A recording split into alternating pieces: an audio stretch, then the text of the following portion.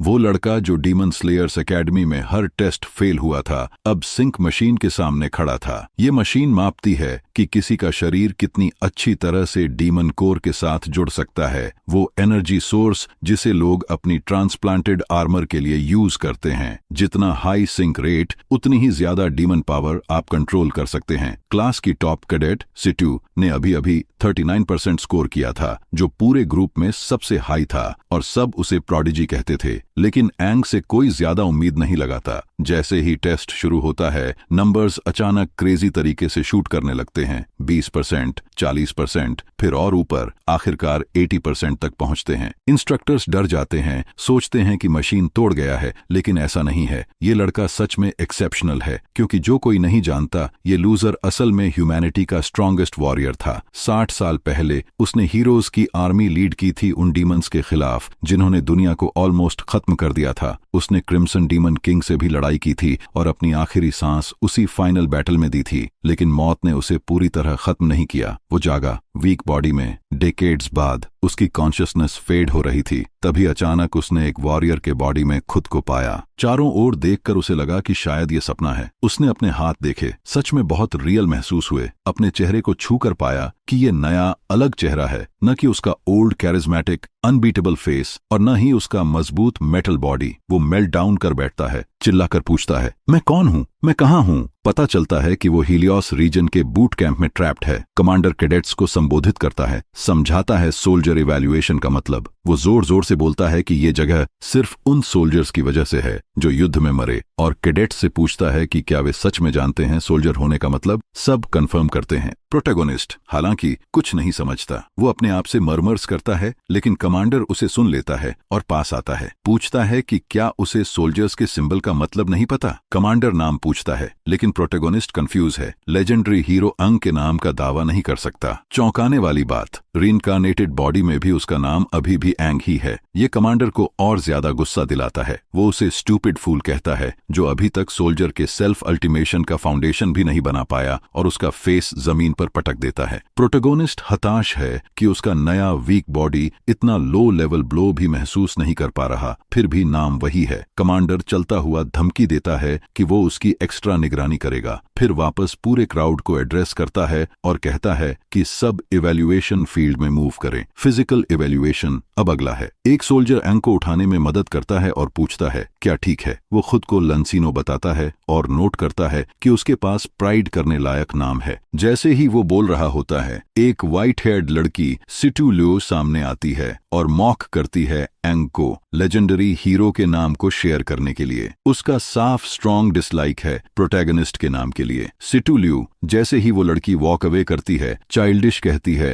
एंग गुस्से में एक्सप्लोड हो जाता है। वो लोन से कंप्लेन करता है कि लड़की एरोगेंट एटीट्यूड दिखाती है। लान ऑनेस्टली सरप्राइज है कि वो उसे नहीं जानता। वो बताता है कि सिटू बैच की मोस्ट एंटिसिपेटेड इवैल्यूएशन सोल्जर है। निकनेम कोल्ड ब्लडेड डीमन और हीलोस रीजन के प्रेस्टिजियस सिटू नोबल फैमिली की बेटी। अंग को सिटू का नाम फेमिलियर लगता है और याद करने की कोशिश करता है। लान उसे फ्लोर से उठाता है, तभी एक और लड़की पीछे से फोटो लेती है और कहती है कि ये ट्रूली एन्चांटिंग ब्रोमांस सीन है। अंग और लान उस तरफ मुड़ते हैं। लड़की कहती है कि इग्नोर करें और कंटिन्यू करें। प्रोटैगनिस्ट सीरियस फेस बनाने की कोशिश करता है, पूछता है वो कौन है। लान पूछता है, क्या उसने अभी सिर्फ फोटो लिया? एग्युस का मेन फोकस अभी कुछ और है। लड़की खुद को सुजू यूहोय बताती है और कहती है, नाइस टू मीट यू। उसने ये सीन वियर्ड ब्रोमांस समझा, जो समहाउ उसका अटेंशन खींचता है। अंग को ये अनफॉर्चुनेट लगता है कि सिच्चू सबसे तेज दिमाग वाली लड़की नहीं है। फिटनेस टेस्ट वेन्यू पर अंग खुद को फायर्ड अप करता है, याद दिलाते हुए कि भले ही उसका बॉडी वीक हो, वह फिर भी अल्टीमेटली सबसे स्ट्रॉन्ग वॉरियर है। उसका इरादा है कि मॉन्स्ट्रस ग्रेड्स से सबको चौंका दे। टेस्ट शुरू होता है लॉन्ग डिस्टेंस एंडुरेंस राउंड से।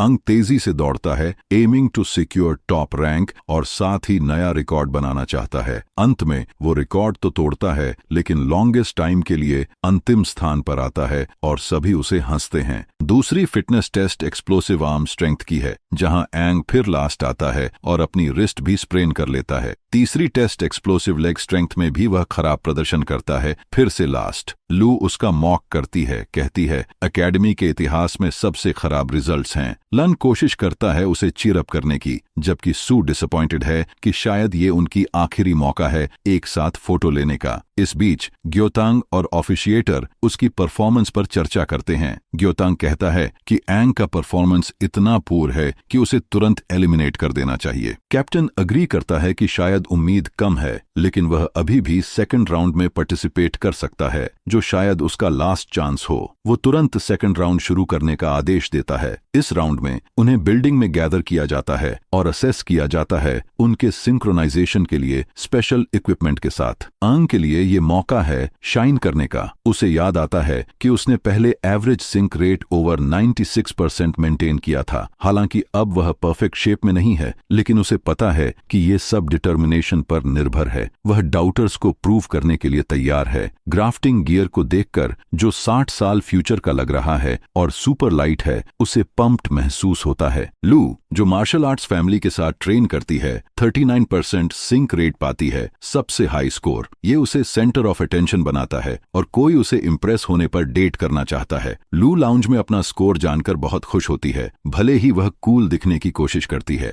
हंग अमेज्ड है कि लड़की ने फर्स्ट ट्राई में 39% हासिल किया। लान बताता है कि ल्यू में हिडन फायरी स्ट्रेंथ है और एंग भी महसूस कर सकता है। लीन नोट करता है कि उसका फ्रेंड टेस्ट के बारे में वरीड नहीं लगता और एंग कंफर्म करता है कि वह नहीं है। आखिरकार वो इस तरह की चीजों का अकस्टम्ड है। टेस्ट जारी रहता है। कई न्यूबीज के लिए ये पहली बार है ग्राफ्टिंग इक्विपमेंट यूज करने का, और ये साफ दिखाता है कि ये पेनफुल है। डीमन कोर उन्हें जोर से हिट करता है, जिससे उनका शरीर स्ट्रेन में आ जाता है। कुछ इसे सहन नहीं कर पाते और क्विट कर देते हैं। वॉरियर को पास करने के लिए कम से कम 10% सिंक रेट चाहिए। लैन 24% अचीव करता है, जो अच्छा सरप्राइज है। सुजू 30% पाती है और पास करती है। जियांग कहता है कि ये राउंड कुछ प्रॉमिसिंग न्यू टैलेंट दिखा रहा है। कॉलीग बताता है कि सुजू सहित 6 वॉरियर्स इस बैच में स्टैंड आउट हैं। जियांग अग्री करता है कि कुछ अच्छे प्रॉस्पेक्ट्स हैं, लेकिन कुछ क्लियरली कट नहीं है। फिर आता है हमारा लड़का और लोग उसका मजाक बनाते हैं। गेसिंग करते हैं कि सिंक रेट लो होगा क्योंकि पहले परफॉर्मेंस पूर थी।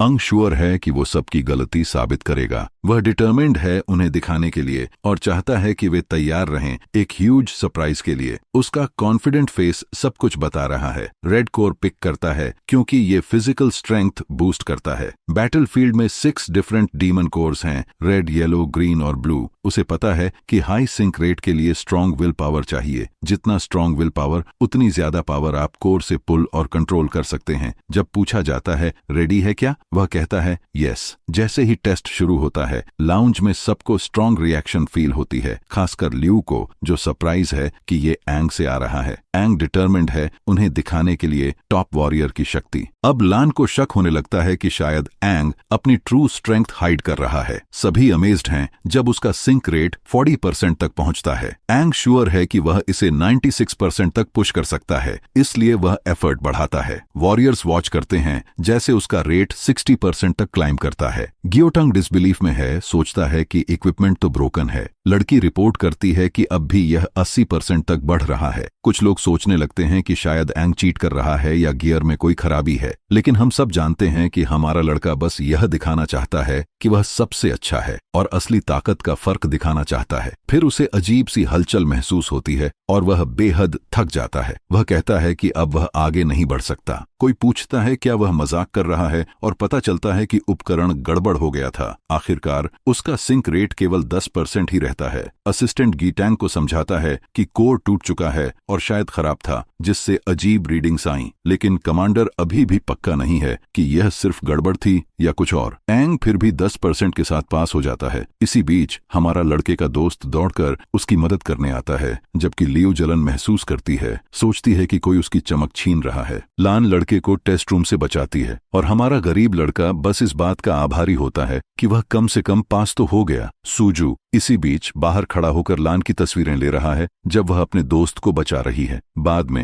एंग पीछे बैठकर सोचता है उस अजीब ताकत के खो जाने के बारे में, जैसे किसी ने उसे एक पल में खा लिया हो, कुछ ऐसा जो उसने पहले कभी महसूस नहीं किया। उसकी इच्छा शक्ति उसे 80% तक ले गई, लेकिन एक लो क्वालिटी कोर ऐसे टूटना नहीं चाहिए था। ज्योटांग आता है और उन्हें फाइनल टेस्ट के लिए बधाई देता है, जो असली लड़ाई होगी डीमंस के खिलाफ। वह उम्मीद करता है कि वे सब सुरक्षित रहेंगे। फिर उन्हें अगले टेस्ट साइट पर जाने के लिए कहा जाता है। हंग बीमार महसूस करते हुए बुरी भावना के साथ आगे बढ़ता है और मरने की संभावना की बात करता है। जाते समय कमांडर अभी भी एक क्रिम्सन कोर के टूटने के तथ्य को भूल नहीं पा रहा, जो उसे इस रहस्यमयी नए लड़के की पोटेंशियल को लेकर उत्सुक करता है। वह देखना चाहता है कि यह न्यूकमर अगली चुनौती में कैसे निपटेगा। तीसरे असेसमेंट क्षेत्र में कैडेट्स गेट के सामने जमा होते हैं, जो खुलने वाला है। अंग सोचता है कि यह उसका पहली बार है बाहर कदम रखने का, और लोग सालों से अलग कम्युनिटीज में कैसे रह रहे हैं। दीवार के उस पार हमेशा थिक फॉग रहती है, इसीलिए उन्हें कहा गया है कि समय बर्बाद न करें, चुपचाप चलें और गियर दोबारा चेक करें, वरना मर सकते हैं। यह सवाल उठता है कि नया कोर सही है या नहीं। हालांकि वह कोर को समस्या नहीं मानता, उसकी ताकत अचानक गायब हो जाती है, जैसे कुछ अंदर से इसे रिजेक्ट कर रहा हो। वह सोचता है कि शायद ये टाइम ट्रैवल का साइड इफेक्ट है।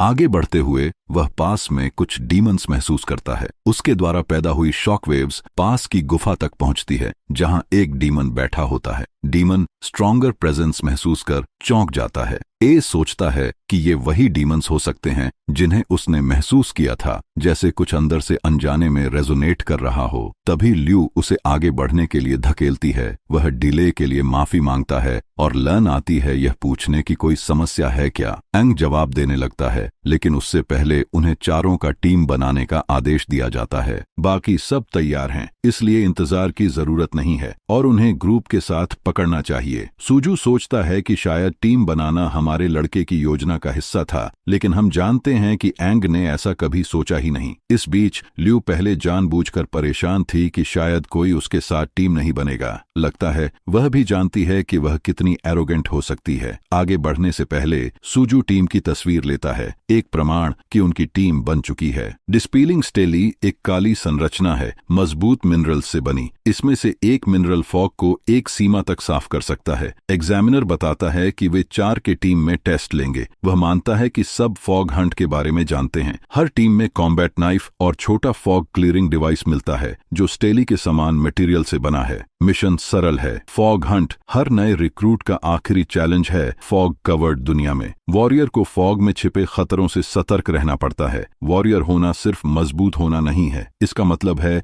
डर और अननोन का सामना टीम के साथ करना। उन्हें अपनी इनर हंटर को जगाना है, आने वाले डीमंस को हराना है, और तभी वे वॉरियर का खिताब हासिल करेंगे। पहली टीम का टेस्ट समाप्त होता है और दूसरी टीम तैयार हो जाती है। तीसरी स्क्वाड्रन की लीडर टाटा योशियो गेट से प्रतियोगियों को देख रही है। उनके साथ उनके साथी जोल हैं और कमांडर जी यावांग भी मौजूद हैं। महिला कई प्रॉमिसिंग नए टैलेंट्स को नोट करती हैं, लेकिन खास ध्यान लू पर है। वह जानना चाहती हैं कि उनके साथी सीनियर्स इन न्यू कमर्स के बारे में क्या सोचते हैं। जोल भी लू में दिलचस्पी लेती है। मार्शल परिवार से आने वाली और अच्छी ट्रेनिंग वाली, वह एक बड़ी वॉरियर बन सकती है। दूसरी ओर ग्योटंग ए पर फिक्स है। उसे पता है कि ए के कोर में कोई गड़बड़ नहीं थी, इसलिए वह अभी भी क्यूरियस है कि पिछली घटना में असली में क्या हुआ था। महिला फिर उसे उसके थॉट्स से बाहर खींचती हैं, उसे टैंग टैंग बुलाती हैं और पूछती हैं कि वह क्या सोच रहा है। जाहिर है हमारा ब्रूट कमांडर चाहता है कि वह ऐसा एम्बैरेसिंग निकनेम इस्तेमाल न करे। इसी बीच जोएल नोट करती हैं कि केवल यही महिला ही हमारे हार्डकोर कमांडर को इतना एम्बैरेसिंग निकनेम दे सकती है। वह फिर पूछती हैं कि क्या उन्होंने डीमन लेवल्स चेक किए हैं, यह ध्यान देते हुए कि एग्जाम एरिया में केवल नॉन फिंड डीमंस होने चाहिए। गियोतंग उसे भरोसा दिलाता है कि चिंता की कोई बात नहीं,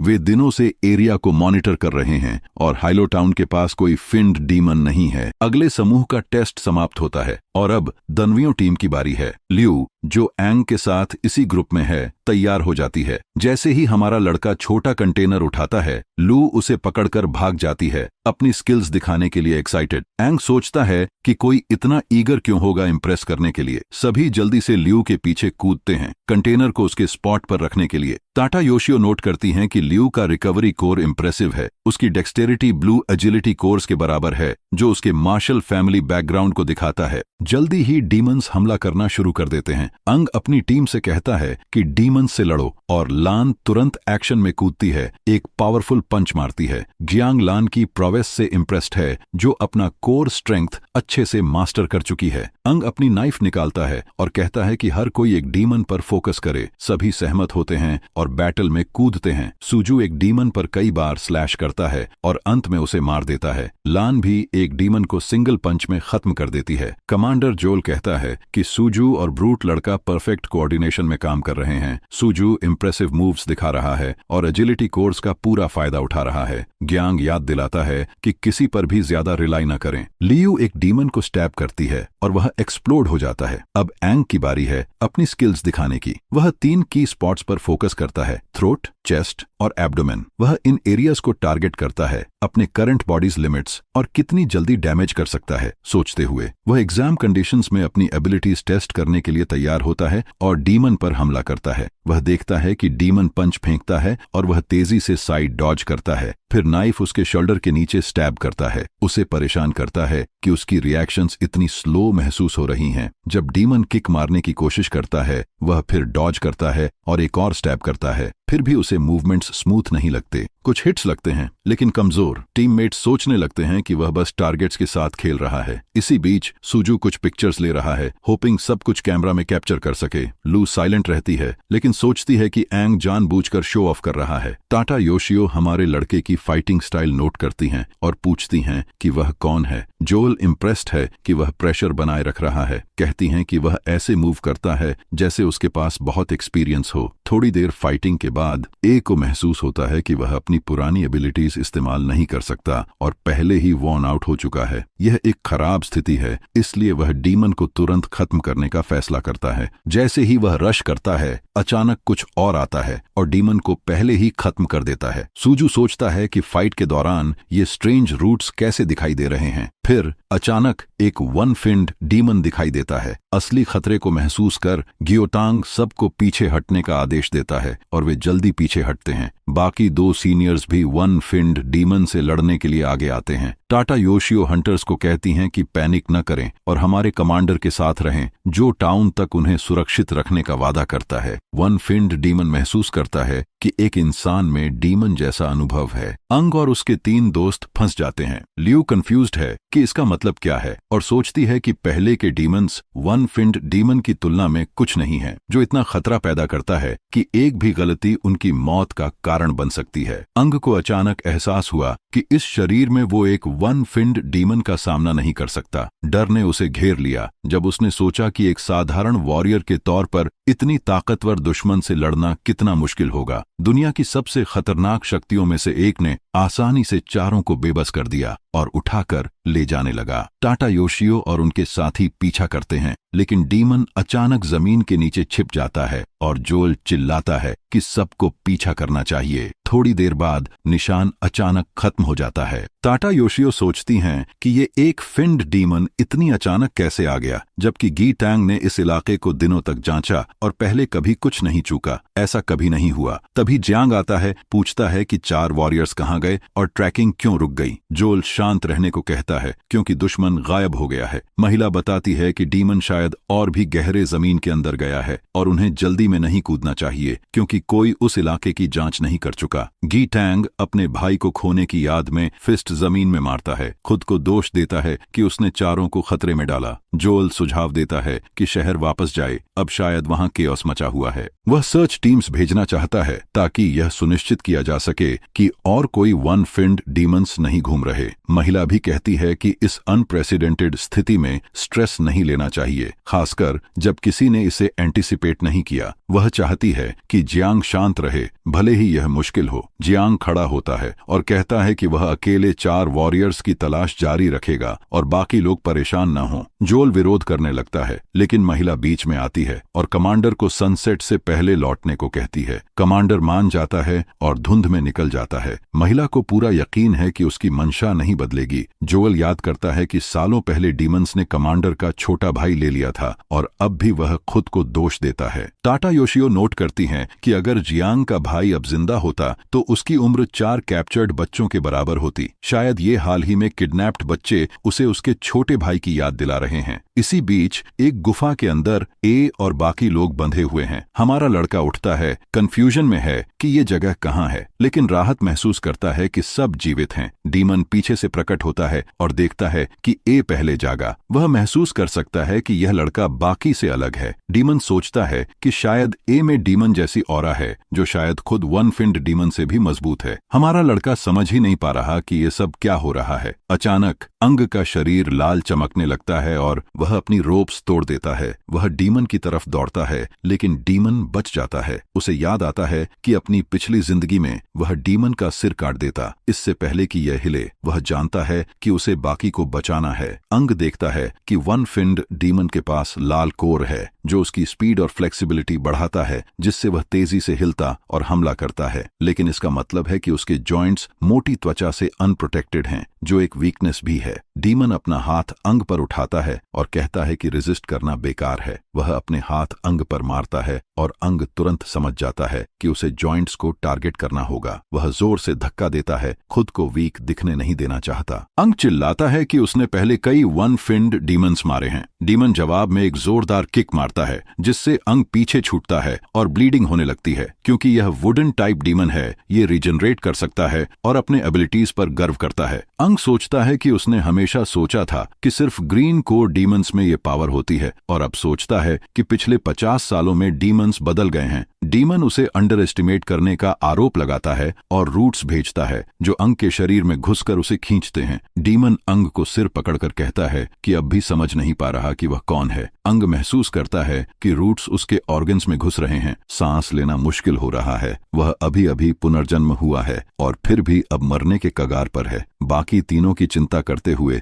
वही डिस्पेयर उसे घेर लेती है। डर है कि सब उसके साथ मर सकते हैं। अंग रिग्रेट और सौरो से भर जाता है। अपनी वीकनेस को कोसता है कि उसने उन्हें इस खतरे में खींचा। अंग की कमजोर स्थिति देखकर वन फिंड डीमन ने उसे खाने का फैसला किया ताकि वह इवॉल्व हो सके। जैसे ही यह आगे बढ़ता है, हमारे लड़के के अंदर एक आवाज उठती है जो सवाल करती है कि क्या डीमन सच में उसे निगलने वाला है। यह अंदर का डीमन शिकायत करता है कि अगर अंग मर गया तो उसकी अपनी योजना फेल हो जाएगी और उसे अपनी आखिरी ऊर्जा खर्च करनी पड़ रही है। तभी अचानक वन फिंड डीमन ने हमारे लड़के में से एक भयानक शक्ति की प्रेजेंस महसूस की। धीरे धीरे एक डीमन रूप सामने आने लगता है। वन फिंड डीमन अंदाजा लगाता है कि यह शायद 5 या 6 फिन वाला डीमन है, लेकिन ऑरा बहुत ज्यादा ताकतवर है और शॉक वेव्स आसमान में जा रही हैं। तभी एक 8 फिंड डीमन प्रकट होता है और वन फिंड डीमन पैनिक में चला जाता है। नया आगंतुक खुद को सबसे शक्तिशाली रेड कोर डीमन और फिंड डीमंस का किंग घोषित करता है। कांपते हुए वन फिंड डीमन उसे क्रिम्सन फिंड किंग कहता है। इसी बीच ग्योतंग लगातार सर्च करता रहता है और हर डीमन से लड़ता है। कुछ देर बाद वह रुकता है और नोट करता है कि उसने आसपास हर जगह जांच ली, लेकिन केवल 2 ही फिंड डीमंस देखे।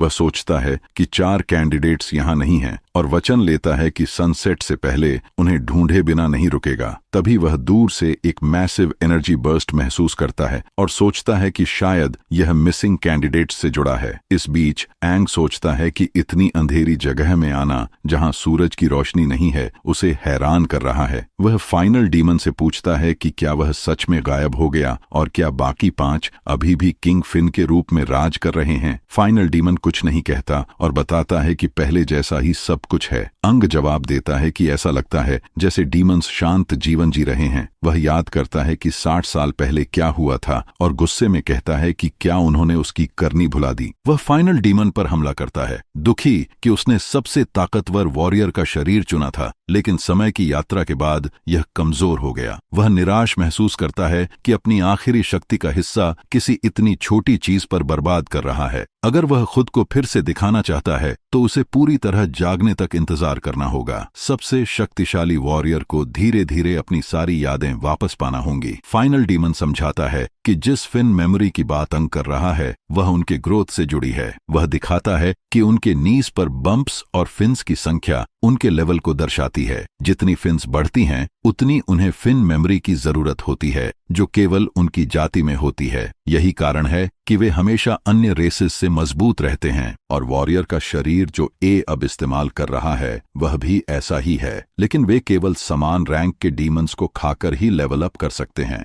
जबकि अंग को हायर रैंक वाले डीमंस को खाकर ही हिडन मेमोरीज अनलॉक करनी होंगी और इवॉल्व होना होगा। पहले घमंडी डीमन अब बिल्कुल कमजोर हो गया है और वादा करता है कि वह 8 फिन्ड डीमन की मदद करेगा। आखिरकार 8 फिन्ड डीमन उस घमंडी को मार देता है क्योंकि वह योग्य नहीं था। अब उसका एकमात्र पर्पस अंग के फिन मेमोरीज को जागृत करने में फॉडर बनना है। यह अंग की ताकत बढ़ाने की क्वेस्ट का पहला कदम है। यह एजलॉर्ड चाहता है कि हमारा लड़का धीरे धीरे 8 फिन्स तक पहुंचे। जब ऐसा होगा 8 फिन्ड डीमन अपने डीप स्लीप से जाग जाएगा। फिर घमंडी वापस अंग के अंदर चला जाता है, जबकि अंग खुद पुरानी ब्रूटल यादों में फंसा होता है जब वह और उसके साथी गंभीर रूप से घायल हुए थे। उसका साथी चाहता था कि उनकी महाराज अंग जे, क्योंकि वह पर्टिकुलर महिला उसका इंतजार कर रही थी। जैसे ही सपना अचानक नाइटमेयर में बदलता है, अंग वर्तमान में अपनी आंखें खोलता है और सोचता है कि क्या वह सपना देख रहा था। उसे एहसास होता है कि ये बहुत पुरानी यादें हैं और वह डर जाता है। तभी उसके दोस्त अंदर आते हैं, खुश कि वह जाग चुका है, और अंग उन्हें देखकर हैरान हो जाता है। सूजू नोट करती है कि उसके बाल अलग दिख रहे हैं और पूछती है कि क्या यह डिमोनिक डोर की वजह से है।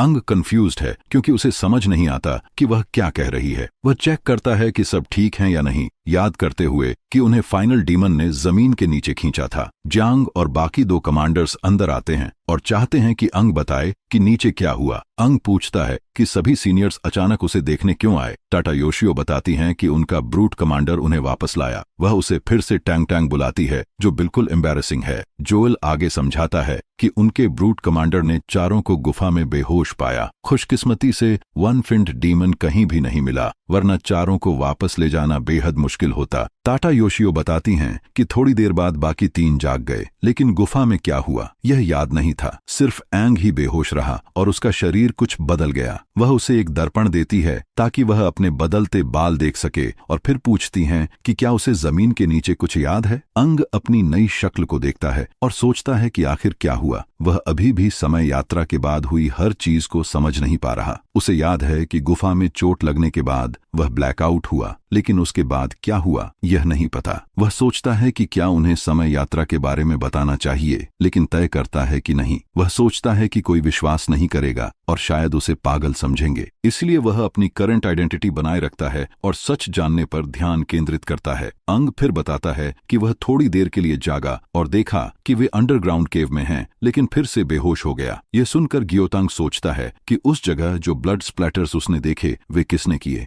जोल अंग की तरफ देखता है और याद करता है कि नाम एंग सबसे शक्तिशाली वॉरियर के नाम के समान है। हालांकि लड़के की लड़ाई अच्छी है, लेकिन कुछ कमी अभी भी है। वह पूछता है कि क्या अंग ने पहले कभी डीमन से लड़ाई की है। अंग कहता है कि नहीं, लेकिन वह डीमन कॉम्बैट में रुचि रखता है और अध्ययन किया है, हालांकि असली बैटल एक्सपीरियंस नहीं है। चूंकि अंग इस विषय में अच्छी जानकारी रखता है, सीनियर महिला सुझाव देती हैं कि हमारे ब्रूट कमांडर को उसे प्रॉपर ट्रेनिंग देना चाहिए। आगे बढ़ते हुए अंग पूछता है कि उसके वॉरियर टेस्ट में क्या हुआ। सूजू बताती हैं कि वे पास हो गए और अब स्टिल्ट टीम में हैं। लोन जोड़ता है कि हाल की घटनाओं के कारण गीतोंग ने उन्हें 4 के समूह में बांध दिया। लियू भी कहती हैं कि वे बाकी सभी के मुकाबले पीछे हैं। जियांग समझाता है कि उन्हें मिशंस करके पॉइंट्स कमाने होंगे और चूंकि अंग 3 दिन तक अनकॉन्शियस था, उनके पास अभी तक कोई पॉइंट्स नहीं हैं। अंग को ये जानकर शौक होता है कि वह 3 दिन तक बेहोश रहा। अगले दिन चारों नए यूनिफॉर्म्स में टाउन में खड़े हैं। लोग चर्चा कर रहे हैं कि 3 दिन पहले कौन से नए वॉरियर्स आए थे। गियोतांग आता है उन्हें ऑफिशियल वॉरियर्स बनने पर बधाई देता है और प्रेजेस करता है कि उन्होंने एक वन फिंड डीमन के साथ सामना सरवाइव किया। वह कहता है कि वह उनकी स्क्वाड का नेतृत्व करेगा जो उसके कमांड के तहत 9 में से एक है, और उम्मीद करता है कि वे अदर स्क्वाड्स के मुकाबले अच्छा करेंगे। अंग सोचता है कि रूल्स पहले से टफर हैं। लान पूछती है कि क्या अंग सच में स्क्वाड रैंकिंग सिस्टम के बारे में नहीं जानता। ऐसा लगता है कि अंग न्यूकमर है और ज्यादा कुछ नहीं जानता, और फिलहाल वे लिस्ट में सबसे नीचे हैं। जियांग लीडर बोर्ड का तरीका समझाता है और बताता है कि नीचे वाले स्क्वाड्स को मंथली पनिशमेंट्स मिलती हैं, जैसे क्लीनिंग ड्यूटी अगले रैंकिंग तक। हंग सोचता है कि शायद इसी वजह से टाउन इतनी टाइडी है। जियांग लू को ग्रुप लीडर बनाता है और कोई आपत्ति नहीं करता, सिर्फ हमारे लड़के के अलावा। वह अपनी इच्छा नहीं जताता और लू को नई जॉब का आनंद लेने देता है। जियांग फिर उन्हें इंस्ट्रक्शंस देता है कि मिशन बोर्ड से मिशंस चुनें और फाइट्स में अपने नैनो विंग्स का उपयोग करना सीखें।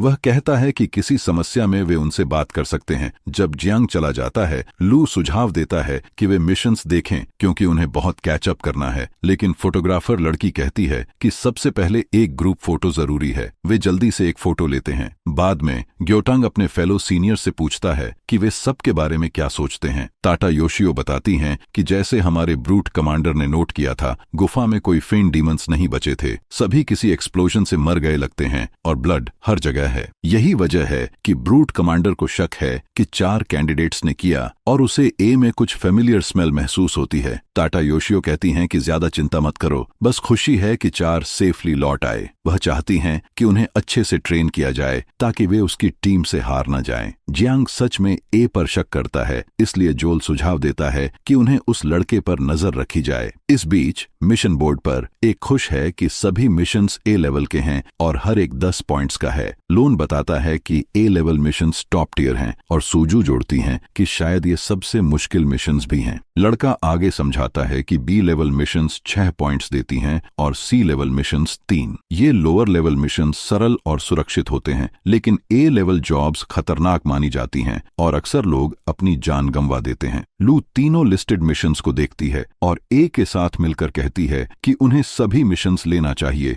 जैसे ही उनकी क्वेस्ट शुरू होती है, चारों दौड़ते हैं और ए अपना कोर एक्टिवेट करता है। उसके नैनो विंग्स प्रकट होते हैं, लेकिन एक विंग एक पत्थर से फंस जाता है। नैनो विंग्स की एनर्जी पर ध्यान केंद्रित करते हुए वह अपने हाथ में सोड बना लेता है। वह सोचता है कि पिछले 60 सालों में नानो टेक कितनी एडवांस हो गई है। वे एक रॉक के पीछे छिप जाते हैं। लियो कहती हैं कि वे तैयार हैं और गोल समझाती हैं। 2 नो फिंड डीमंस, दोनों को एक साथ हराना है। वह उन्हें योजना पर टिके रहने और उसके सिग्नल का इंतजार करने को कहती हैं। जैसे ही सिग्नल आता है, वे रश करते हैं। लू बताती है कि उनके पास 3 ए लेवल मिशंस हैं, इसलिए समय बर्बाद नहीं कर सकते। लान पहले मूव करती है डीमन की नजर भटकाने के लिए ताकि बाकी स्पॉटेड न हो। ले योजना दोहराती है। वह एंड और सूजू डीमंस को रोकेंगे। हमला करने के बाद अंग सोचता है कि डीमंस कैसे फाइट करेंगे जब उनका जॉइंट कट हो। इस बीच ग्रुप के ब्रूट मेंबर्स दोनों डीमंस को हवा में फेंकते हैं और लियू तुरंत फिनिशिंग मूव देती हैं। टाइमिंग बिल्कुल परफेक्ट है। सूजू नोटिस करती है कि फॉग गायब हो गया और इंसर्शन स्मूथ है। लान खुश है कि उन्होंने फॉग क्लियर किया। यहाँ फॉग डिस्पर्स करना एग्जाम्स की तुलना में कठिन था, लेकिन यह ए लेवल मिशन से एक्सपेक्टेड था। एक मिशन को पूरा करने में उन्हें काफी समय लग गया। फोटोग्राफर लड़की डीमंस से रेड कोर पाती है और मुस्कुराती है। संद्रे लड़की भी खुश है कि उन्हें आखिरकार फुल 10 पॉइंट्स मिले। अंग को यह जानकर आश्चर्य होता है कि मिशन पूरा होने पर कोर्स टूट जाते हैं। सूजू समझाती हैं कि टेक डीमन कॉम्बैट के लिए बनाई गई है और मिशन फॉर्म में chip automatically points town leader board में भेज देती है। टाउन के बाहर फॉग क्लियर करने के बाद वह अंग से पूछती है कि क्या वह बाकी 2 कोर्स देख सकती है। वह साइज देखकर उन्हें चेक करती है। इसके बाद उन्होंने पूरा आफ्टरनून नो फिंड डीमंस से लड़ते हुए बिताया, लेकिन केवल 3 कोर्स मिले। अभी 7 और चाहिए। डीमंस को जीवित पकड़ना कठिन है। लान नोट करती है कि अब तक उन्हें इजी लगा। लियू सुझाव देती है कि अगला स्टेप बाकी मिशंस कंप्लीट करना और लगातार ए लेवल मिशंस लेना है ताकि वे टॉप पर पहुंच सकें। सूजू लियू की फोटो लेती हैं, क्योंकि क्यों नहीं। लान उम्मीद करती है कि वह फर्स्ट पोजीशन लेगी ताकि बाकी स्क्वाड्स उन्हें वीक न समझें। अंग भी यही सोचता है। चूंकि बाकी स्क्वाड्स भी पॉइंट्स कमा रहे हैं, उन्हें जल्दी चलना होगा। जो पहले एक्शन लेता है वही सफल होता है, जो हेजिटेशन करता है वह कुछ नहीं पाता। वह 50 साल से ज्यादा उम्र का है और 2 जिंदगी जी चुका है, फिर भी उनकी ड्राइव उसे फिर से जवान महसूस कराती है। वह सुझाव देता है कि सनसेट से पहले एक और मिशन लें और सूजू और लोन सहमत हो जाते हैं। लियो नोटिस करती है कि एंग धीरे धीरे लीड लेना शुरू कर रहा है। लू याद दिलाती है कि उनके पास नोफिन डीमंस के ट्रैंक्विलाइजर्स ऑलमोस्ट खत्म हैं और हर स्क्वाड के पास लिमिटेड सप्लाई है। लू अपनी गन चेक करती है और एंग क्लोजर लुक लेता है। Design to capture demons alive. एंग याद करता है कि पहले डीमंस को पकड़ने का मतलब था ब्रूट फोर्स से अनकॉन्शियस करना, और रिसर्चर्स हमेशा ब्रेन डैमेज की शिकायत करते थे। लैन कहती है कि वे लकी हैं कि इन डीमंस को पकड़ा, खासकर जब उन्होंने सारे ट्रैंक्विलाइजर्स इस्तेमाल कर लिए। उन्होंने पूरे ग्रुप को हराकर 3 अलाइव डीमंस कैप्चर किए। कुल मिलाकर 10 से ज्यादा डीमंस को डिफीट किया। सुई स्ट्रेच करती है और याद दिलाती है कि वॉरियर्स सनसेट से पहले वापस लौटें, नहीं तो पनिशमेंट का सामना करना पड़ेगा। हंग सोचता है कि क्या उसे इस ईरा में लौटने के लिए कोई जगह भी है। लू कहती है कि उसे भी जल्दी घर जाना है, बस जीपीएस सेट करना बाकी है ताकि रिसर्चर्स स्पॉट फाइंड कर सकें। जैसे ही डीमंस कलेक्ट किए जाए, मिशन कंप्लीट होगा। तभी एंग पूछता है कि क्या किसी ने भी स्ट्रॉन्ग किलिंग इंटेंट महसूस किया। उसी क्षण पीछे से रेड बीम शूट होते हैं, डीमंस को इंस्टेंटली मार देते हैं। एक मास्क्ड लड़का सामने आता है और कहता है कि वह उन्हें मिशन फिनिश करने नहीं देगा। वह दावा करता है कि उनकी स्क्वाड को सभी ए लेवल मिशंस हैंडल करने हैं और पूछता है कि लू की स्क्वाड को कौन अनुमति दी। वह सोचता है कि ये नए लोग कौन हैं। वे सभी किसी मुसीबत जैसे दिखते हैं और गिल्ड का लीडर बताता है कि ये लोग उनके ग्रुप के ब्लैक गन स्क्वाड सीनियर्स हैं। वह अपनी टीम की एक लड़की से पूछता है कि इस मिशन में कितनी स्क्वाड्स शामिल हैं और वह बताती है कि 3। लीडर अंग और उसकी टीम को डांटता है कि उन्होंने अपने सीनियर्स को सल्यूट क्यों नहीं किया। चारों ब्लैक गन स्क्वाड के सदस्य पास में उतरते हैं। बेशक अर्तुंद्रे लेडी भी नाराज है कि उन्होंने डीमंस मारे जो उसने और उसके दोस्तों ने पकड़ने में मेहनत की थी। ब्लैक गन स्क्वाड का एक लड़का पूछता है कि लू की ग्रुप का लीडर कौन है और वह खुद क्यों नहीं आया। लू तुरंत चार्ज करती है और उसे किक करने जाती है, लेकिन वह डॉज कर लेता है और पूछता है कि वह अपने सीनियर्स पर कैसे अटैक कर सकती है। इसके जवाब में लू अपने डिस्डेन का इजहार करती है कि ये सो कॉल्ड सीनियर्स कितने बेकार हैं। लान और सूजू बीच में आती हैं ताकि उन्हें शांत किया जा सके। फोटोग्राफर लड़की बताती है कि ब्लैक गन स्क्वाड अनरीजनेबल है और पूछती है कि वे उसके टीम द्वारा पकड़े गए डीमंस को कैसे मार सकते हैं। लड़का श्रग करता है और कहता है कि यह कंपटीशन का हिस्सा है और लू की टीम नाइव है। यह लू के गुस्से को और फ्यूल करता है। उसके टीममेट्स उसे रोकने की कोशिश करते हैं और एंग से कहते हैं कि वह बीच में आए और सिचुएशन को पीसफुली सुलझाए, लेकिन एंग आगे बढ़ता है, स्मग लड़के को किक करता है और मास्क उतार देता है। वह कहता है कि उसने ऐसा शेमलेस एक्ट पहले कभी नहीं सुना और पूछता है कि क्या उन्हें पता है कि उन डीमंस को पकड़ना कितना मुश्किल था। उसके दोनों फ्रेंड्स शॉक्ड हैं, लेकिन लियू जैसा कि उम्मीद थी प्लीज दिखती हैं। लड़का अब अनमास्क्ड है और एंग को फाइट के लिए तैयार रहने को कहता है। लू भी लड़ाई चाहती है। तभी गियोतांग आता है और दोनों पार्टीज को रोकता है, उन्हें अलग धकेलता है। कमांडर अनॉयड दिखता है, याद दिलाता है कि सूरज ढल रहा है और चेतावनी देता है कि और डीमंस मत जगाओ, लेकिन लड़का कहता है कि उनकी टीम विक्टिम है जिसे एंग ने अटैक किया। फोटोग्राफर लड़की तैयार थी और ब्लैक गन स्क्वाड की फोटोज दिखाती है जिसमें दिख रहा है कि उन्होंने लू की टीम द्वारा पकड़े गए डीमंस को मारा। लोन पूछता है कि सूजू ने ये फोटोज कब ली। जियांग याद दिलाता है कि उनकी टीम को ए रैंक मिशन नहीं लेना चाहिए था। लियू डिफेंड करती हैं कि वे मिशन पूरा करने ही वाले थे जब ब्लैक गन स्क्वाड बीच में आया। कमांडर पूरे मामले को ब्रश ऑफ करता है, कहता है कि जब वे नए थे तब भी ऐसा होता था, इसलिए वह कुछ नहीं करेगा। ये स्क्वाड के ऊपर है कि वे ऐसे प्रॉब्लम्स खुद हैंडल करें। केवल यही मैटर करता है कि कटड़ा में पॉइंट्स अर्न हो। डायरेक्ट हार्म या बाकी वॉरियर्स को रिस्क करना अलाउड नहीं, लेकिन बाकी सब कुछ जैसे किसी के मिशन को डिस्टर्ब करना हो सकता है। वह याद दिलाता है कि ये रूल्स सबके लिए सेम हैं और भविष्य में वर्स चीजें देखने को मिलेंगी। वह केवल इसलिए इंटरवीन करता है क्योंकि ऑलमोस्ट डार्क हो रहा है, इसलिए उन्होंने उन्हें टाउन वापस भेजने को कहा। वह ब्लैक गन स्क्वाड को कॉल आउट करता है क्योंकि यह एम्बैरेसिंग है कि रूकी टीम उन्हें हराने लगी। जैसे ही लड़का जाता है वह एंग का नाम पूछता है और हमारा लड़का जेनरस होकर देता है। लड़का अनसेटल्ड दिखता है और टीममेट्स की तरफ मुड़ता है, याद करता है कि ए का नाम सबसे शक्तिशाली वॉरियर के नाम से मिलता है। वह वादा करता है कि वह एंग और उसकी स्क्वाड को आसानी से पॉइंट्स नहीं दिलाएगा। वह ए से चाहता है कि उसके फेस पर कट और ह्यूमिलिएशन का बदला ले।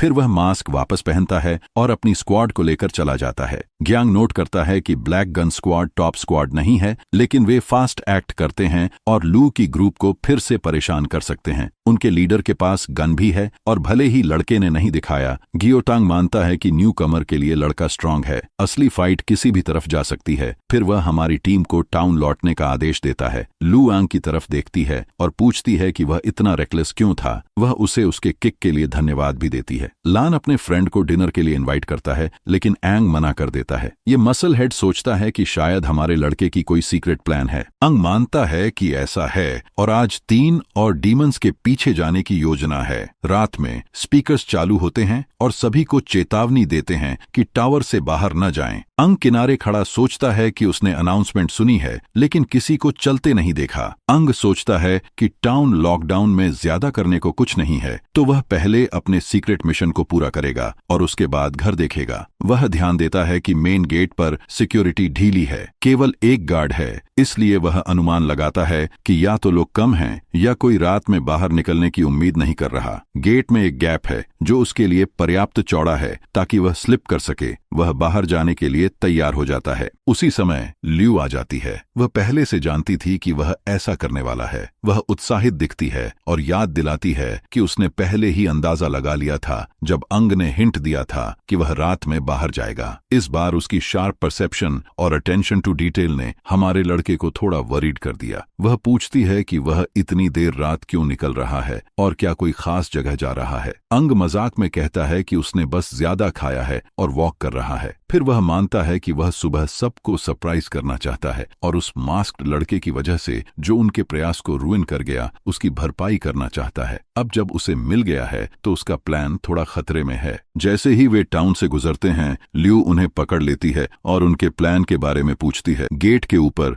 2 गार्ड्स बैठे हुए हैं और यौन कर रहे हैं। एक शिकायत करता है कि रात में गार्डिंग ऑफुल है और बस गेट क्लोज करना चाहता है क्योंकि कोई बाहर नहीं जाना चाहिए। दूसरा, जो स्नैक कर रहा है, उसे वार्न करता है कि ऐसा मत बोलो, नहीं तो थर्ड कैप्टन सुन सकता है। वह बताता है कि गैप इमरजेंसीज के लिए खुला रहता है। कुछ साल पहले कुछ रेफ्यूजीज आए थे और डीमंस ने अटैक कर दिया क्योंकि गेट खोलने में देर हो गई थी। इसलिए अब हर टाउन में प्रिकॉशन के लिए गैप छोड़ा जाता है। पहला गार्ड अपोलोजाइज करता है और दूसरा कहता है कि चिंता मत करो, वे इस ग्रूलिंग जॉब में अकस्टम्ड हो जाएंगे। फिर वह अडल्ट फोटो बुक निकालता है। पहला गार्ड नोटिस करता है कि इसमें दूसरी टाउन्स की फीमेल वॉरियर्स की नई फोटोज हैं, लेकिन यह सरप्राइजिंग नहीं है क्योंकि इसकी कीमत काफी ज्यादा थी। दोनों परवर्ट्स ध्यान भटकाते हैं और हमारे ड्यूओ गेट से स्लिप कर बाहर निकलते हैं। वे नोटिस करते हैं कि ओल्ड एग्जाम ग्राउंड पहले से भी ज्यादा डेंस फॉग से ढका हुआ है। वे एक और स्पॉट पर मूव करते हैं जहां लू कहती है कि उन्हें कम नोटिस किया जाएगा क्योंकि यह वॉल से दूर है और रॉटन फॉरेस्ट कवर देता है। अंग लू को प्लान समझाता है। वह डीमंस को ल्यूर करेगा और लू को उनके हेड्स एम करने को कहा जाता है। वे प्योर स्ट्रेंथ पर भरोसा करेंगे ताकि उन्हें अनकॉन्शियस कर सकें। वह फॉग में कदम रखता है और उसे वेट करने को कहता है। ल्यू आंग की स्किल्स पर भरोसा करती है, लेकिन थिक मिस्ट में उसका डिसअपियर होना उसे अनईजी करता है। वह एक्साइटेड है या वरीड ये नहीं बता सकती, लेकिन वह फोकस करती है और रेडी रहती है। लू इम्प्रेस्ड है कि एंग कितनी स्मूथली डीमंस को ल्यूर करता है। वह केवल एक नो फिंड डीमन को एक बार बाहर निकालता है जिससे उन्हें कैप्चर करना आसान हो जाता है। लू के लिए यह ब्रूट फोर्स फाइटिंग मेथड नई और मजेदार लगती है। वह जल्दी सीखती है और अच्छा परफॉर्म करती है। जैसे ही एंग सिग्नल देता है, लड़की मूव करती है और दोनों मिलकर डीमन को लाइट लेकिन प्रिसाइज हिट्स से हैंडल करते हैं जैसे खेल रहे हों। वे तब तक जारी रखते हैं जब तक डीमन अनकॉन्शियस न हो जाए, जो उन्हें उनके पुराने मेथड्स याद दिलाता है। एग्जॉस्टेड होकर एंग सोचता है कि इस नए बॉडी में उसे कितनी ट्रेनिंग की जरूरत है। भले ही वह अपने पास्ट लाइफ में नो फिंड डीमंस आसानी से पकड़ता था। लू गिनती करती है कि यह तीसरा डीमन है और वह भी वॉर्न आउट है। अंग इंस्ट्रक्ट करता है कि उन्हें वहीं छोड़ दें। लड़की हेजिटेट करती है और पूछती है कि वह श्योर है। वह कॉन्फिडेंट होता है, खासकर जब no fin finned demons smart नहीं हैं और शायद टाउन में नहीं जाएंगे। उनके हेड पर चोट मारने से वे कुछ समय के लिए अनकॉन्शियस रहेंगे ताकि मॉर्निंग में काम पूरा किया जा सके। लड़की इम्प्रेस्ड है कि वह इतना जानता है। उसकी प्रतिक्रिया से एंग को लगता है कि उसने शायद बहुत कुछ बता दिया। अचानक 2 वन फिन्ड डीमंस अपीयर होते हैं, स्पष्ट रूप से नियर बाय ह्यूमंस की स्मेल पकड़ते हैं। अंग वरीड होता है कि दोनों एक साथ क्यों आए। वह जानता है कि वह और लियो उस तरह की फाइट के लिए रेडी नहीं है। टाउन में अलार्म बजता है और तीनों सीनियर्स गेट के ऊपर रश करते हैं। जोएल गार्ड्स को बताता है कि उन्होंने वन फिन्ड डीमंस स्पॉट किए हैं, इसलिए स्पॉटलाइट्स इस्तेमाल करें। ताता योशियो पूछती है कि क्या ये वही डीमंस हैं जो एग्जाम में थे। जियांग कंफर्म करता है कि ये वही नहीं है। गार्ड्स 2 वन फिन्ड डीमंस को स्पॉट करते हैं, जिससे जोएल सोचता है कि शायद कुछ उन्हें और करीब खींच रहा है। अंग सभी से कहता है कि शांत रहें, गेट्स बंद करें और डिफेंस कैनन्स तैयार रखें, लेकिन जियांग चिल्लाता है कि गेट्स मत बंद करो क्योंकि कोई अभी भी बाहर है। वह फ्यूरियस हो जाता है जब देखता है कि हमारा ड्यूओ बाहर है और जानना चाहता है कि उन्होंने इतनी देर रात टाउन क्यों छोड़ी। सीनियर महिला डेस्परेटली जानना चाहती है कि ये दोनों किड्स इस समय बाहर क्या कर रहे हैं। वे 3 नो फिन्ड डीमंस को बंधा हुआ देखते हैं, जिससे जियांग को एहसास होता है कि ये दोनों बच्चे पहले रूइंड मिशन की भरपाई करने आए हैं। जोएल को यह सरप्राइजिंग नहीं लगता क्योंकि ये टिपिकल मिस्टेक है नए वॉरियर्स की, जो बहादुरी दिखाने में जल्दी कर देते हैं।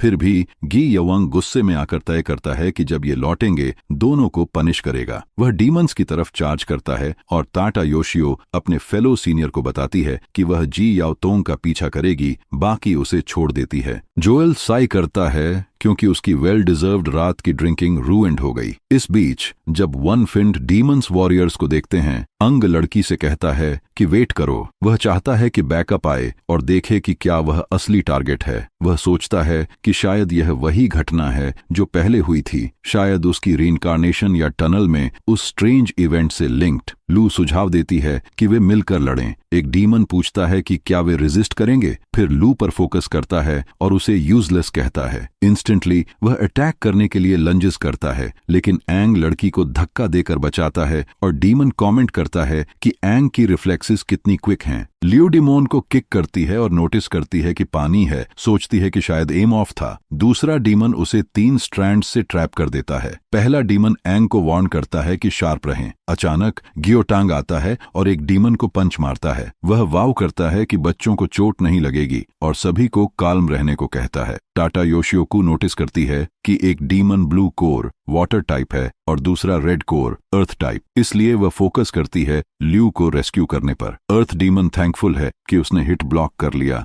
नहीं तो उसकी अगली हेड चली जाती। जोएल सोचता है कि यह स्टैंड ऑफ है और कैनन फायर पॉज करने को कहता है। एक लड़की आती है और रिपोर्ट करती है कि बड़ी संख्या में डीमंस आ रहे हैं और वह कहती है कि पूरी हॉर्ड। इतने सारे डीमंस के आते ही जोएल अलार्म बजाने का आदेश देता है और सभी वॉरियर्स को उनके स्टेशंस पर जाने को कहता है। अलार्म बजते ही सभी वॉल पर स्क्रैम्बल करते हैं। पूरी होर्ड देखकर गियोतांग समझता है कि ये बस्टार्ड्स पूरी तरह तैयार हैं। अंग नोटिस करता है कि डीमंस सीधे टाउन की तरफ बढ़ रहे हैं और ताताई योशियो कहती है कि 2 वन फिन्ड डीमंस ने उन्हें बुलाया होगा। इस बीच लू चिल्लाती है कि उसकी चिंता मत करो और टाउन को प्रोटेक्ट करो। वह अपनी केयरलेसनेस के लिए खुद को दोष देती है और महसूस करती है कि वह एक बुरी लीडर है। अचानक एक डीमन उसके मुंह को कवर कर देता है ताकि वह बोल न सके। गियोतंग और बाकी लोग पीछे हटते हैं और दूसरा डीमन उन पर अटैक करता है। ब्रूट कमांडर ताता योशियो को वार्न करता है और वह कुछ स्पाइक्स तोड़ने में सफल होती है। अंग नोटिस करता है कि डीमंस सच में उसे टारगेट नहीं कर रहे।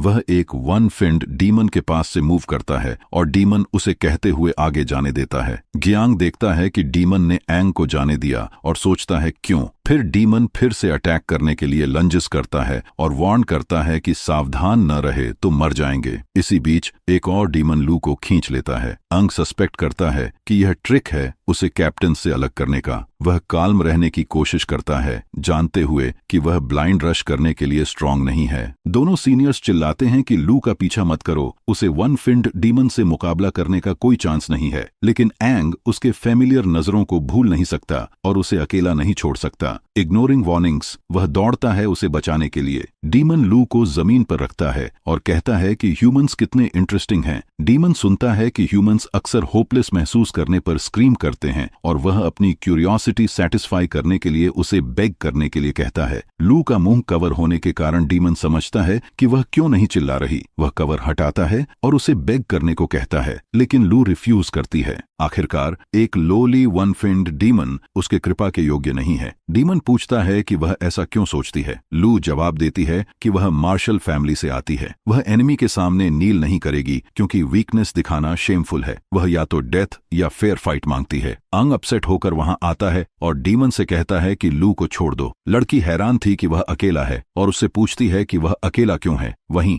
डीमन खुशी से फूली नहीं समा रही थी कि उसकी योजना सफल हो गई और असली लक्ष्य हमारे लड़के अब वहां पहुंच चुका है। यह सुनकर लड़की सोचने लगी कि आखिर ए क्यों लक्ष्य है। हमारे लड़के ने पूछा कि क्या वह ठीक है। वह हाँ में जवाब देती है, लेकिन पूछती है कि वह अकेला यहाँ क्यों है। वह चेतावनी देती है कि वह वन फिंड डीमन के सामने नहीं टिक पाएगा और भाग जाना चाहिए। डीमन ने लू को फिर से मारा और उसे चुप रहने के लिए कहा। एंग उसकी ओर प्लीडिंग करता है कि लू को नुकसान न पहुंचाए और कहता है कि अगर वह छोड़ दे तो उसे ले सकता है। डीमन ने उसकी बात नहीं सुनी और हमला कर दिया, कहते हुए कि वैसे भी वे सब मरने वाले हैं। एंग ने जवाबी वार करने की कोशिश की, लेकिन डीमन उसे आसानी से डॉज कर गया और काउंटर किया। एंग को महसूस हुआ कि उसका शरीर इतना तेज प्रतिक्रिया नहीं दे पा रहा। डीमन ने महसूस किया कि एंग से डीमन की खुशबू आ रही है और सोचा क्यों। एंग हैरान था और सोचने लगा कि यह डीमन शायद वाटर टाइप है और यह कि 50 साल में डीमन्स कितने बदल चुके हैं। उसका कमजोर शरीर केवल पुराने मूव्स की नकल कर सकता है, इसलिए वह लंबे समय तक लड़ नहीं सकता। ल्यू चिंता करने लगी कि अगर यही हाल रहा तो एंग मर जाएगा और उसे अकेले आने का श्राप देती है। वह अब चुप नहीं रह सकती। एंग को वार करने का मौका मिला, लेकिन डीमन ने उसे मॉक किया, कहते हुए कि उसने पहले ही केव में वन फिंड डीमन मारा था। डीमन सोचता है कि वह अब इतना वीक क्यों है। एंग को समझ ही नहीं आता कि डीमन किस बात की चर्चा कर रहा है और उसे याद भी नहीं कि वह कभी वन फिंड डीमन पसंद करता था। डीमन को एंग की टोन पसंद नहीं आई और उसने उसे पनिश करने का मन बनाया। उसने एंग को कुछ पेनफुल किया और चेतावनी दी कि अगर वह झूठ बोलेगा तो मर जाएगा। फिर वह फिर से हमला करता है, एंग को पेड़ों में क्रैश कर देता है। एंग तेज दर्द महसूस करता है, डरता है कि उसके ऑर्गन्स को गंभीर चोट लगी होगी। एल उसे मुश्किल में देखती है और महसूस करती है कि उसे मदद करनी होगी। डीमन उसके पास आता है और धमकी देता है कि अगर उसने जानकारी नहीं दी तो वह उसे खा जाएगा। ये चाहता है कि वह एंग को डिवावर करके इवॉल्व हो। जैसे ही डीमन एंग की ओर बढ़ता है, लड़की अचानक चार्ज करती है और डीमन को किक मारकर दूर कर देती है। चेतावनी देती है कि उसे उसके टीममेट को छोड़ देना चाहिए। एंग देख सकता है कि उसे खुद को फोर्स करके फ्री होना पड़ा। उसके रिस्ट्स और एंकल्स जल रहे हैं। लड़की बहादुरी से डीमन का सामना करती है और कहती है कि अगर उसे किसी को मारना है तो उसे मारना चाहिए। बीइंग लीडर, वह अपने टीममेट्स को डेथ तक डिफेंड करेगी। डीमन मान जाता है और कहता है कि वह डॉज मत करना। उसने एंग पर अलग अलग एंगल से अटैक्स किए, लेकिन वह गिगाछाट लेडी खड़ी होकर हर अटैक ब्लॉक करती रही। अंक उसे शाउटिंग करता है कि मूव करो, लेकिन लड़की रिफ्यूज करती है क्योंकि वह नहीं चाहती कि वह चोट खाए। वह कहती है कि चुप रहो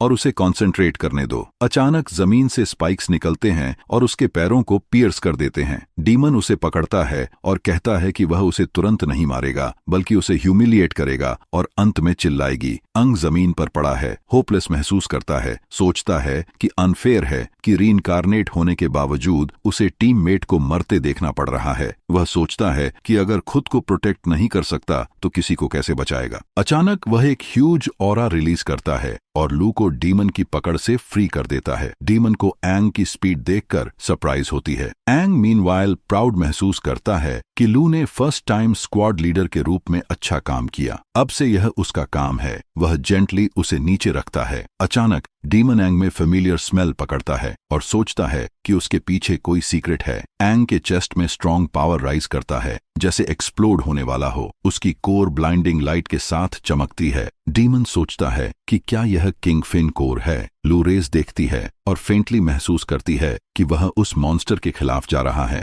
लगता है कि एंग ने अपना वन फिन अवेकन कर लिया है। इस बीच सीनियर्स दूसरे डीमन से लड़ रहे हैं। उस डीमन ने स्ट्रॉन्ग ऑरा महसूस की। ग्योतांग ने उसे पंच मारा, टाटा योशियू ने किक मारा और उसके बॉडी में बड़ा होल छोड़ दिया। डीमन गुस्से में ग्लो करता है, रेडी है सेल्फ डिस्ट्रक्ट के लिए। महिला महसूस करती है कि वह सेल्फ डिस्ट्रक्ट करने वाला है और जियांग से पूछती है कि वह क्या करने वाला है। डीमन शाउटिंग करता है कि सारे ह्यूमंस मर जाएंगे। लेकिन उसी समय डिफेंस आर्टिलरी से स्पीयर लाइक ब्लास्ट निकलती है और उसे दूर भेज देती है। खुशी की बात यह थी कि डिफेंस आर्टिलरी ने मॉन्स्टर को एक्सप्लोड होने से पहले ही ढेर कर दिया। जोल, जो काउंटलेसली नो फिन्ड डीमंस से लड़ रहा था, देखता है कि होर्ड तेजी से करीब आ रही है और बाकी दो सीनियर्स को अप्रोचिंग थ्रेट के बारे में चेतावनी देता है। टाटा योशियू हमारे ब्रूट कमांडर से कहती है कि उन्हें वापस शहर लौटना चाहिए। ग्योटांग हमारे लड़के और ल्यू की चिंता करता है, लेकिन टाटा योशियो बैटलफील्ड छोड़ना नहीं चाहती। उसे याद दिलाती है कि उनकी जिम्मेदारी सिर्फ कैप्टन की नहीं बल्कि वॉरियर की भी है। इस कड़वी डिसीजन के बाद वे जल्दी से शहर की रक्षा के लिए लौटते हैं। इधर वन फिन्ड डीमन सोच रहा है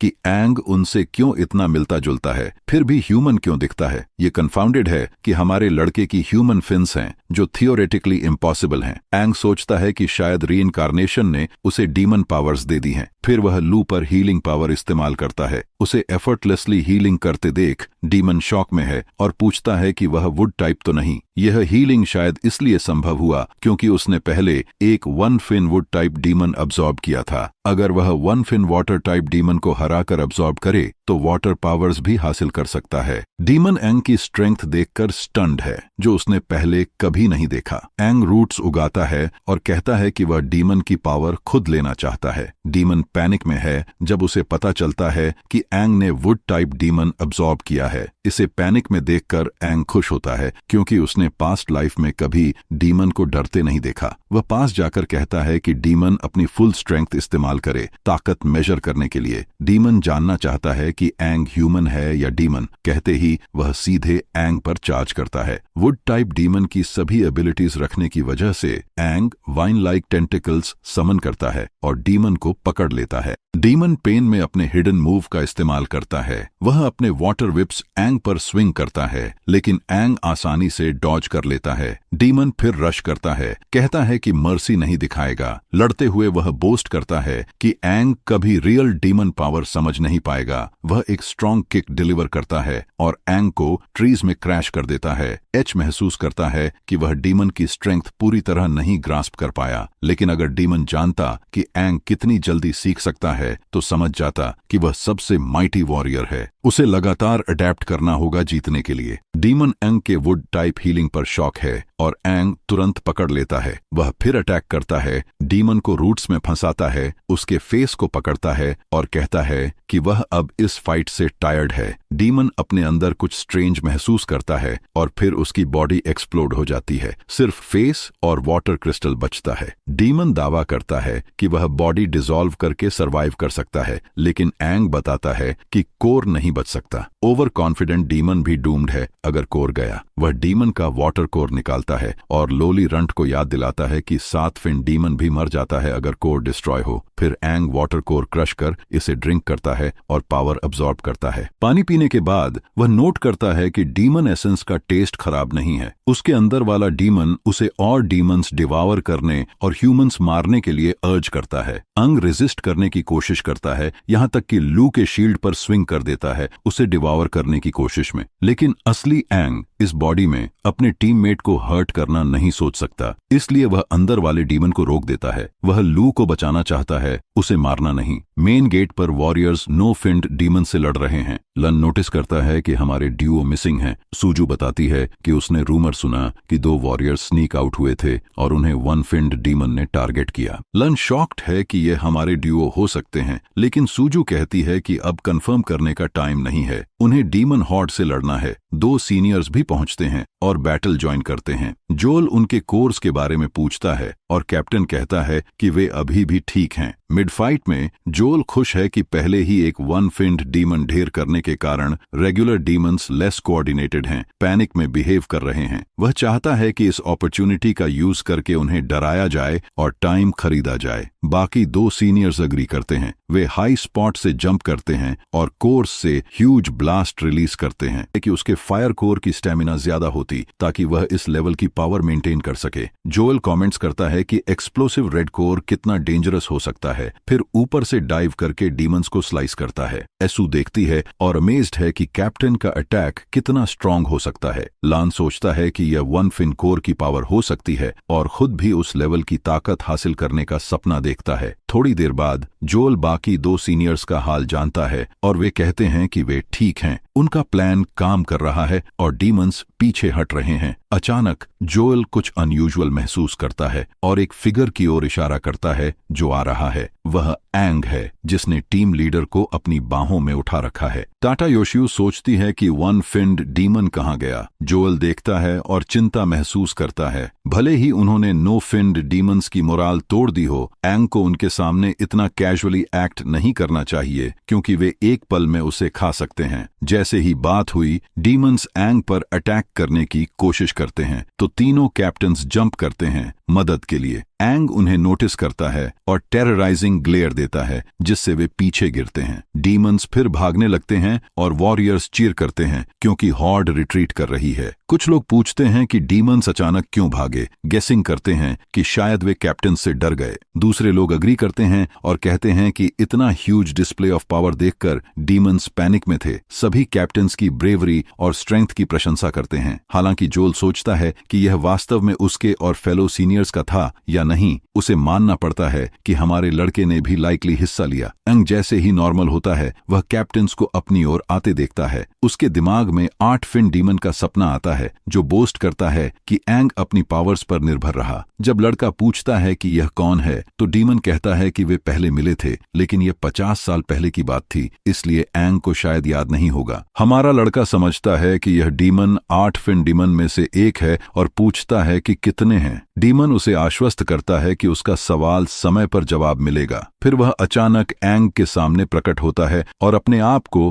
क्रिम्सन किंग फिन के रूप में परिचित कराता है जो अपने काइंड में सबसे स्ट्रांग है। वह बता सकता है कि हमारा लड़का उससे डरता नहीं है, जो कि माइटिएस्ट वॉरियर के लिए स्वाभाविक है, और उसकी विल की प्रशंसा करता है कि उसने माइंड कंट्रोल रेजिस्ट किया। क्रिम्सन किंग वादा करता है कि वह उसे हर्ट नहीं करेगा। जब हमारा लड़का पूछता है कि डीमन ने उसका बॉडी क्यों चुना और उसके पुराने बॉडी का क्या हुआ, तो एक और 8 फिन डीमन एंग के पीछे से निकलता है और उसका फेस छूता है। कहता है कि वह बाद में समझ जाएगा। वह समझाता है कि एंग का बॉडी अब क्रिम्सन की पावर से बाउंड है और दोनों के सके के लिए लड़के को काम करना और लेवल अप करना होगा। समय के साथ वे दोनों परफेक्शन के करीब पहुंचेंगे। एंग गुस्सा हो जाता है क्योंकि उसे पसंद नहीं कि ये डीमंस ह्यूमंस को लोवली रन्स मानते हैं। वह खड़ा होकर डीमन को पंच करता है। असल में एंग अचानक ड्रीम से बाहर आता है और लू की शर्ट पकड़कर आगे लंजेस करता है जैसे उसे पंच करने वाला हो। फिर वह संभलता है जब उसकी नजरें लू के माइटी व्हाइट मिल्कर्स पर पड़ती हैं। उसी समय ल्यू का पिता जुनगोंग आता है और सभी से कहता है कि उनके सेवियर को एनिमी की तरह ट्रीट मत करो। बाकी लोग उसे मास्टर कहते हैं जबकि लू उसे फादर बुलाती है। कॉन्टेक्स्ट के लिए जोल हमारे लड़के को बताता है कि सुनोंग सिटू मार्शल फैमिली का हेड है।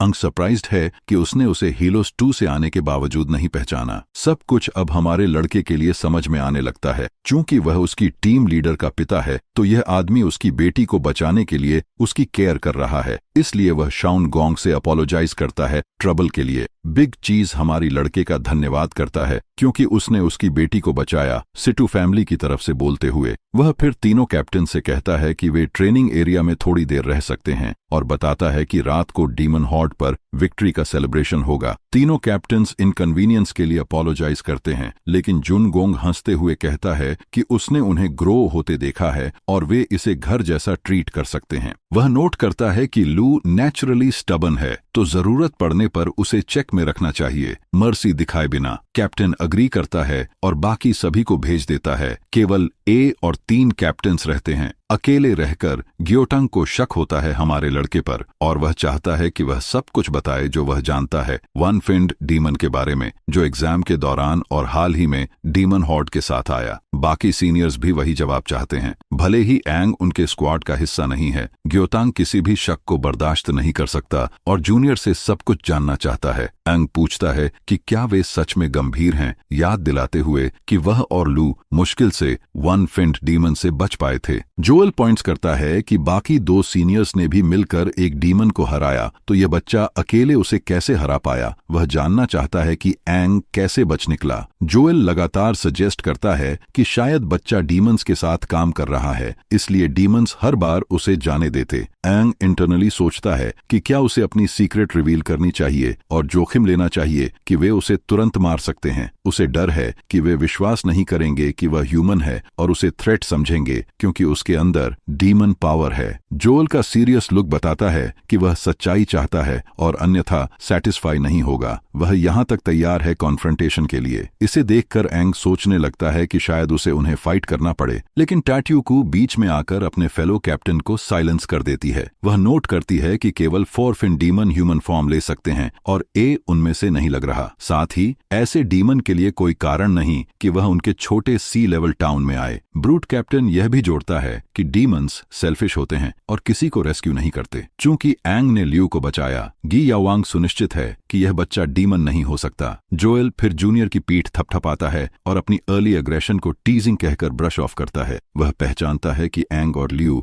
नियरली मरने के कगार पर थे और बेहद थके हुए हैं। लियो अपनी रिपोर्ट में याद करती है कि 1 फिन्ड डीमन से लड़ते हुए वह बेहोश हो गई थी और आगे की याद नहीं है। सीनियर क्यूरियस है कि एंग ने उसे कैसे बाहर निकाला। वह भी क्यूरियस है कि क्या एंग सच में 1 फिन्ड डीमन को अकेले हरा पाया। एंग अपने मन में याद करता है कि उसने सच में उस डीमन को हराया और कभी नहीं सोचा कि इसे कैसे मास्क करेगा। वह बस कहता है कि वह एक जीनियस है। ताताई योशियो नोट्स करती है कि एंग की डिस्क्रिप्शन उनके कोर की एक्सप्लोसिव फोर्स चैनल करने के तरीके जैसी लगती है। एंग प्ले अलोंग करता है, हालांकि अनश्योर है कि वे बाकी कहानी पर विश्वास करेंगे या नहीं। जोल सोचता है कि क्या वह सच बोल रहा है। जी यावांग फॉलो अप करता है केव इंसिडेंट को याद करते हुए, वंडरिंग इफ अंग ने वही ट्रिक इस्तेमाल की केव डीमन को हराने के लिए। अंग कंफर्म करता है, कहता है कि उसने टेक्निक तब इन्वेंट की थी जब उसने पहली बार 1 फिन्ड डीमन से सामना किया था। बॉडी ने कोर की स्ट्रेंथ तुरंत अब्सॉर्ब की और उसने डीमन को तब ब्लो किया जब उसने गार्ड डाउन किया था, लेकिन यह पहली बार था स्किल इस्तेमाल करने का, इसलिए वह बाद में पास आउट हो गया। अंग ने वही टेक्निक लू को रेस्क्यू करने के लिए दोबारा ट्राई की, लेकिन बॉडी स्ट्रेन नहीं सह सकी और फिर से ब्लैकआउट हो गया। सरप्राइजिंगली ब्रूट कमांडर एंग की कहानी कंसिडर करता है। किड की कहानी यह भी एक्सप्लेन करती है कि चेस्ट कोर दोनों बार क्यों डैमेज्ड हुआ, पावर लिमिट से आगे गया। टाटा योशियो अग्री करती है कि अगर एंग की सब बातें सच हैं तो यह समझ में आता है कि उसे मैनेज करना मुश्किल लगता है। वह बताती है कि उनकी खुद की टेक्निक सिमिलर है, लेकिन उन्होंने एक्सप्लोसिव पावर इस्तेमाल करने का टोल कम करने की ट्रेनिंग की है। ए इसे वैसे कंट्रोल नहीं कर सकता, इसलिए महिला वार्न करती है कि सीखने तक फिर से ट्राई मत करना। गीथांग भी यही सोचता है, हालांकि उसे एंग के साथ स्पार करने का इच्छ है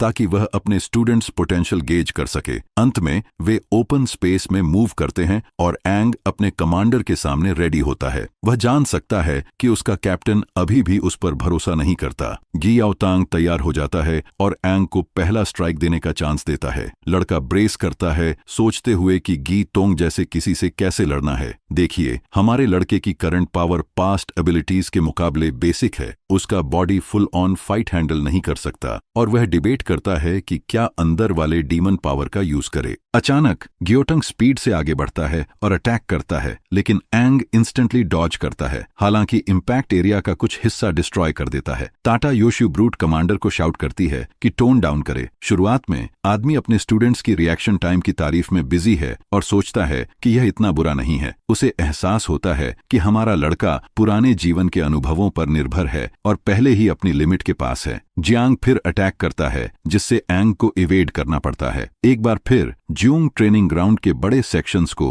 अपने बैकयार्ड की तरह तोड़ देता है। कैप्टन स्विफ्टली एंग को गले से पकड़ता है और सवाल करता है कि क्या यही उसकी पूरी ताकत है। अंग महसूस करता है कि वह ब्रेक फ्री नहीं कर सकता और साइड वॉल में स्लैम हो जाता है। जोल यह देखता है और पसंद नहीं करता कि कैप्टन लिमिट्स क्रॉस कर रहा है। सुझाव देता है कि उसे रोका जाए, लेकिन टाटा योशियो को भरोसा है कि ब्रूट कमांडर बिना कारण किसी को हर्ट नहीं करेगा। बिग ब्रूट अपने स्टूडेंट को मॉक करता है और सवाल करता है कि क्या वह सच में जीनियस कहलाने योग्य है। उसे लगता है कि वॉरियर्स ने उसे किंग कहा था और अगर जियांग जानता कि वह वास्तव में कौन है तो शायद अलग व्यवहार करता। एंग, जिसे अपनी जीनियस साबित करनी है, डिसाइड करता है कि अब वह होल्ड बैक नहीं करेगा और डीमन की शक्ति का उपयोग करेगा। वह अपनी ऑरा रिलीज करता है जिससे टाटा योशियो स्टार्टल्ड हो जाती है। अंग सीनियर को चैलेंज करता है क्योंकि अब उसकी बारी अटैक करने की है। ब्रूट कैप्टन यह मैसिव ऑरा अपने छोटे स्टूडेंट से महसूस करता है।